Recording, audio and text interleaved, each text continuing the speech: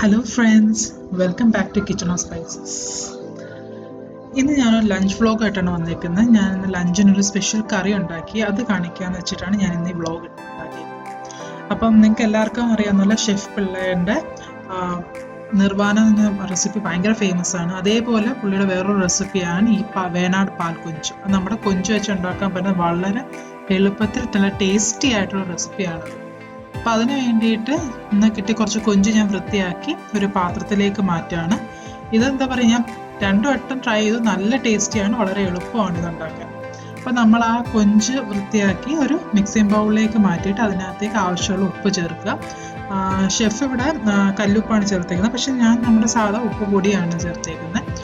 എന്നിട്ട് ഉപ്പ് ചേർത്ത് അതിനകത്തേക്ക് നമ്മുടെ ചില്ലി ഫ്ലേക്സ് ഞാൻ വറ്റൽമുളക് പൊടിച്ച് എടുത്താണ് വെച്ചേക്കുന്നത്. എന്നിട്ട് അതിന് ആവശ്യമുള്ള മഞ്ഞൾപ്പൊടിയും കൂടെ ചേർക്കുക.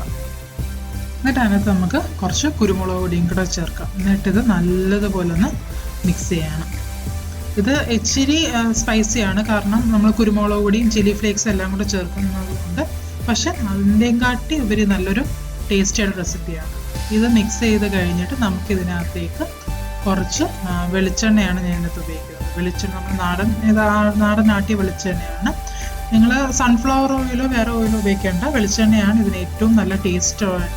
അപ്പോൾ ആ വെളിച്ചെണ്ണയും കൂടെ ചേർത്ത് നല്ലതുപോലെ ഒന്ന് മിക്സ് ചെയ്തെടുക്കാം. എന്നിട്ട് ഇതിനകത്ത് നമ്മൾ കുറച്ച് വെളുത്തുള്ളി അല്ലിയാണ് ഇടുന്നത്. ഇത് തോല് കളയാണ്ട് അതേപോലെ ജസ്റ്റ് ഒന്ന് ചതച്ച വെളുത്തുള്ളി അല്ലിയും കൂടെ ഇട്ടിട്ട് ഇത് നമുക്ക് ഒന്നും കൂടെ നല്ലതുപോലെ ഒന്ന് മിക്സ് ചെയ്തെടുക്കാം. എന്നിട്ട് ഇത് നമുക്ക് അങ്ങോട്ട് നല്ലതുപോലെ മിക്സ് ചെയ്ത് മാറ്റി വെക്കാം. എന്നിട്ട് ഈ മാറ്റി വെച്ചിട്ട് ഈ പേര് പറയുന്നത് നമുക്ക് ആവശ്യമുള്ളൊരു സാധനമാണ് പാല്. നമ്മളിവിടെ തേങ്ങാപ്പാലാണ് ഉപയോഗിക്കുന്നത്. തേങ്ങയുടെ 1-ാം പാലാണ് നമ്മൾ ഇതിനു വേണ്ടി ഉപയോഗിക്കുന്നത്. ഈ തേങ്ങാപ്പാലിലേക്ക് ഞാൻ നേരത്തെ ഒഴിച്ചതുപോലെ 1 സ്പൂൺ നമ്മുടെ നാടൻ വെളിച്ചെണ്ണയാണ് അതിനകത്ത് ഒഴിച്ച് അതും കൂടെ മിക്സ് ചെയ്യുന്നത്. തേങ്ങാപ്പാലും വെളിച്ചെണ്ണയും എല്ലാം കൂടി ഇതിനകത്ത് വരുമ്പോൾ നല്ലൊരു ഫ്ലേവറും ടേസ്റ്റുമാണ് വരുന്നത്. എന്നിട്ട് ഇതിനകത്തേക്ക് ഞാൻ കുറച്ച് കരിവേപ്പില, 1 അല്ലി കരിവേപ്പിലയാണ് എടുത്തേക്കുന്നത്. ആ കരിവേപ്പില മൊത്തം ഇത് ചെറിയ കഷ്ണങ്ങളാക്കി ഇതിനകത്തേക്ക് ഞാൻ അരിഞ്ഞ് ചേർക്കുകയാണ്.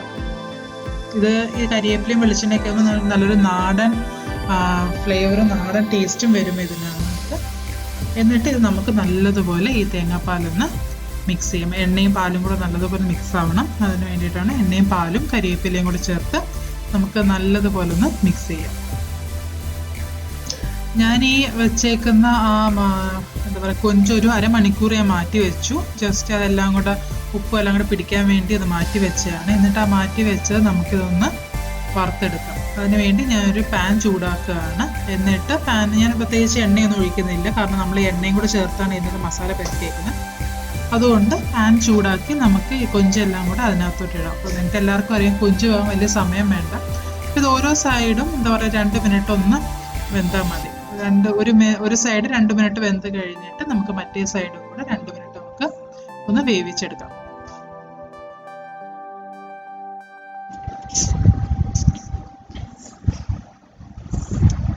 അതാണ് നമ്മുടെ ഒരു സൈഡ് വെന്ത് കഴിഞ്ഞു, 2 മിനിറ്റായി. അപ്പം ഞാൻ ഇത് മറ്റേ സൈഡിലേക്ക് മറിച്ചിടുക ചെയ്യുന്നത്. അപ്പം നിങ്ങൾ പാൻ നോക്കിക്കഴിഞ്ഞാൽ നിങ്ങൾക്ക് കാണാനത്ത് തന്നെ ഇപ്പം തന്നെ കുറച്ച് എണ്ണയുടെ ഒരു മയമുണ്ട്. അത് ഈ നമ്മൾ എണ്ണയും കൂടി ചേർത്താണല്ലോ മിക്സ് ഉണ്ടാക്കി, അപ്പം അതിൻ്റെ ഒരു മയമാണ് അതിനകത്ത് വീഴുന്നത്. ഇത് ഫുൾ നമുക്ക് തിരിച്ചിട്ടിട്ട് നമുക്ക് ഇതും കൂടെ 2 മിനിറ്റും കൂടെ ഈ ഒരു സൈഡും കൂടെ വേവിച്ചെടുക്കാം. അപ്പം ഏകദേശം 2 മിനിറ്റ് കഴിഞ്ഞു. നമ്മുടെ കൊഞ്ചെല്ലാം വെന്തിട്ടുണ്ട്. അപ്പം നമ്മൾ ആ മിക്സ് ചെയ്ത് വെച്ചിരുന്ന തേങ്ങാപ്പാലും വെളിച്ചെണ്ണയും കരിവേപ്പിലയും കൂടെ വെച്ച തേങ്ങാപ്പാല്, അതിൻ്റെ മിക്സ് നമുക്ക് ഈ കൊഞ്ചിൻ്റെ മേളിലേക്ക് നമുക്ക് ഒഴിച്ചെടുക്കാം. ഒരു 2-2.5 സ്പൂൺ തേങ്ങാപ്പാൽ മതി, അതിൽ കൂടുതൽ നമുക്ക് വേണ്ട. അതും കൂടി ഇട്ട് നമുക്ക് ഈ കൊഞ്ചിനെ ആ തേങ്ങാപ്പാലിട്ടൊന്ന് നല്ലതുപോലെ ഒന്ന് ഇളക്കി വേവിച്ചു കൊടുക്കണം. കൊഞ്ച് ഒരുപാട് വെന്ത് കഴിഞ്ഞാൽ അങ്ങനൊരു റബ്ബർ പോലെ ആവും. അതുകൊണ്ടാണ് നമ്മൾ ഇതിന് വേണ്ടി തന്നെ 2-2.5 സ്പൂൺ തേങ്ങാപ്പാൽ മാത്രമേ ഉപയോഗിക്കുന്നുള്ളൂ. ഒരുപാടായി കഴിഞ്ഞാൽ അത് ഓവറായിട്ട് അങ്ങ് വെന്ത് പോകും. അതിന് വേണ്ടിയിട്ടാണ്. അപ്പം നമ്മൾ 2 സ്പൂൺ ഒഴിച്ച തേങ്ങാപ്പാൽ വേണ്ട മൊത്തം വറ്റിക്കഴിഞ്ഞു. ഇനി നമുക്ക് അതിനായിട്ട് നല്ലതുപോലെ ഒന്ന് ഫ്രൈ ചെയ്തെടുക്കണം. അതായത് ഏകദേശം ഒരു ബ്രൗൺ കളർ ആകണം. നമ്മുടെ ആ മസാലയും തേങ്ങാപ്പാലും എല്ലാം കൂടെ ചേർന്ന് 2 സൈഡും ചേർന്ന് നല്ലതുപോലെ ഒന്ന് ഫ്രൈ ആയി ബ്രൗൺ കളർ ആവുന്നിടം വരെ നമുക്കിത് വറുത്തെടുക്കാം. അപ്പോൾ അതുകൊണ്ട് രണ്ട് സൈഡും നല്ലതുപോലെ ബ്രൗൺ ആയിട്ടുണ്ട്. നമുക്ക് ഇത്രയും ബ്രൗൺ ആയാൽ മതി. ഒരുപാടായി കഴിഞ്ഞാൽ നേരത്തെ പറഞ്ഞ പോലെ കൊഞ്ചാകുമ്പോൾ കുറച്ച് കട്ടിയായിപ്പോവും. അപ്പം നിങ്ങൾ ഈ റെസിപ്പി നല്ലതൊന്ന് ട്രൈ ചെയ്തിട്ട് എനിക്ക് ഫീഡ്ബാക്ക് അറിയിക്കണം. കാരണം ഇത് ഷെഫ് പിള്ളയുടെ ആ ഒരു ഓൺ ക്രിയേഷനാണ്. പക്ഷെ അത്രയും നല്ല ടേസ്റ്റും നല്ലൊരു എന്താ പറയുക നമ്മുടെ നാടൻ ഐറ്റമാണ്. ആരും അത്രയും കണ്ടിട്ടില്ലാത്തൊരു നാടൻ ഐറ്റമാണിത്. നല്ല ടേസ്റ്റാണ്. നിങ്ങളെല്ലാവരും ട്രൈ ചെയ്ത് നോക്കണം. നിങ്ങൾക്കിത് ഗാർണിഷ് ചെയ്ത് നമ്മുടെ ചോറിൻ്റെ കൂടെയൊക്കെ കഴിക്കാവുന്നതാണ്. അപ്പോൾ ഈ വീഡിയോ ഇഷ്ടപ്പെട്ടുവെങ്കിൽ നിങ്ങൾ നിങ്ങളുടെ കമൻസ് എന്നെ ഒന്ന് എഴുതി അറിയിക്കണേ. പുതിയൊരു വീഡിയോ ആയിട്ട് വരുന്നിടം വരെ ബൈ ബൈ, ടേക്ക് കെയർ.